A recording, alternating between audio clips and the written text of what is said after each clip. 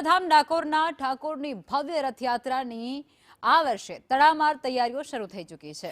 ડાકોરમાં પરંપરાગત રીતે પુષ્ય નક્ષત્રમાં અને અષાઢી બીજના પાવન અવસરે રાજાધિરાજ નગરચર્યાએ નીકળે છે, જેને લઈ રણછોડજી મંદિર ટ્રસ્ટ અને સ્થાનિક વહીવટીતંત્ર દ્વારા તમામ તૈયારીઓને આખરી ઓપ આપવામાં આવી રહ્યો છે। આ વર્ષે અમદાવાદની રથયાત્રાના એક દિવસ પહેલા એટલે કે 15મી જુલાઈના રોજ ડાકોરમાં ભવ્ય રથયાત્રા મહોત્સવ યોજાશે। 15મી જુલાઈની વહેલી સવારે મંગળા આરતી અને વિશેષ શૃંગાર બાદ ભગવાન રણછોડરાયના બાળ સ્વરૂપ ગોપાલલાલજીને રથમાં બિરાજમાન કરાશે।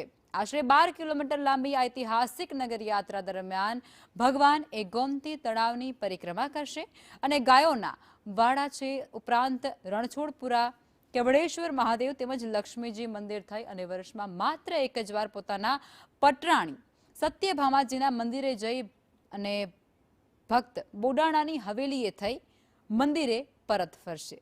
ભગવાનની આ શાહી સવારી માટે ચાંદી અને પિત્તળના ભવ્ય રથ તેમજ હાથીની ચાંદીની અંબાડીને આકર્ષક રીતે સજાવી દેવામાં આવ્યા છે।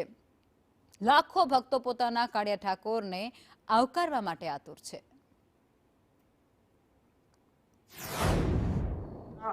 ભગવાનની રથયાત્રાની તૈયારીઓ 15 થી 20 દિવસ અગાઉ એનું ચાંદીનો રથ, પિત્તળનો રથ બધાનું પહેલેથી બીજા ભગવાનની સવારીમાં જે સુખપાલ નાના બધું નીકળે છે એનું 15 થી 20 દિવસ અગાઉ એનું સ્વચ્છતા કરી ઓમલી હરીફ કોલગેટ બધું મારી અને એને ફિનિશિંગ કરવામાં આવે છે।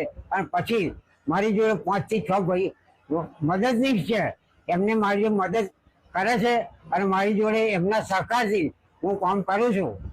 રથગઢમાંથી એક ચાંદીનો રથ, એક પિત્તળનો રથ, એક મેના સુખપાલ, પછી એક તાવદાન, બીજું પાલકી, સોનાની ખુરશી, બીજા દરેક વસ્તુનો ભગવાનની સવારીમાં ઉપયોગ કરવામાં આવે છે। આ 254મી રથયાત્રા નીકળશે। આ રથયાત્રા પુષ્ય નક્ષત્રમાં નીકળવામાં આવે છે। પુષ્ય નક્ષત્ર હોય ત્યારે જ રથમાં શ્રી નાના ઠાકોરજીનું અધિવાસન કરવામાં આવે છે અને તે અધિવાસન ચાંદીના રથમાં થાય છે। ચાંદીના રથમાં અધિવાસન કર્યા બાદ વૈષ્ણવ દ્વારા જે કુંજો લીધેલી હોય એ કુંજમાં ઠાકોરજીને બિરાજમાન કરવામાં આવે છે અને ઠાકોરજીને કુંજમાં બિરાજમાન થયા બાદ રથમાં પરિક્રમા ફેરવવામાં આવે છે મંદિરની અંદર અને ત્યારબાદ મંદિરથી બહાર નીકળી બળદગાડે જોડી રથને ગૌશાળા, લાલબાગ બેઠક, રાધાકુંડ, નરસિંહ ટેકરી, મુખા તલાવડી, બંગલી સમાધિ, વાડાફામ, રણછોડપુરા સમાધિ, કેવડેશ્વર મહાદેવ, બજરંગદાસની હવેલી વગેરે જગ્યાએ જઈ લક્ષ્મીજી મંદિર થઈ સત્યભામા અને સત્યભામાથી છેલ્લે મંદિર પરત આવે છે।